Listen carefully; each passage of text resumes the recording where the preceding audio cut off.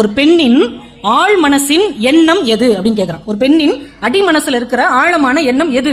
இதுதான் அவன் என்கிட்ட கேட்ட கேள்வி. இவனை யோசிச்சு பாக்குறான், நம்ம பெண்ணின் மனசை பத்தி யோசிச்சதே இல்லையே அப்படின்னு. அவன் அவங்க நாட்டுக்கு போய் ஒவ்வொரு பெரிய அறிஞர்கள் சான்றோர்கள் எல்லாம் போய் கேட்கறான். இப்பா எதை வேணா கண்டுபிடிச்சிடலாம்ப்பா, கடலுடைய ஆழத்தை கண்டுபிடிச்சிடலாம், மலையுடைய உயரத்தை கண்டுபிடிச்சிடலாம், கடவுள் எங்க இருக்காருன்னு கூட கண்டுபிடிச்சிடலாம், ஆனா இந்த பெண்களுடைய மனசை கண்டுபிடிக்கவே முடியாது பண்ணிட்டாங்க. அப்ப எப்படிதான் இதை கண்டுபிடிக்கிறது? நம்ம நாட்டு எல்லையில ஒரு சூனியக்கார கிழவி இருக்கா, அவள்கிட்ட வேணா நீ கேட்டு பாரு, எப்படியா கண்டுபிடிச்சு மை போட்டாது கண்டுபிடிச்சிருவா. நேரம் அந்த கழுவிட்ட போனோம், பாட்டி நான் உன்ட்ட ஒரு கேள்வி கேட்கிறேன், அதுக்கு நீ பதில் சொல்லிட்டேனே நம்ம நாடு நமக்கு கிடைக்கும். அவன் அந்த காதலியை கல்யாணம் பண்ணிக்குவான். சரிப்பா ரைட், என்ன கேள்வி?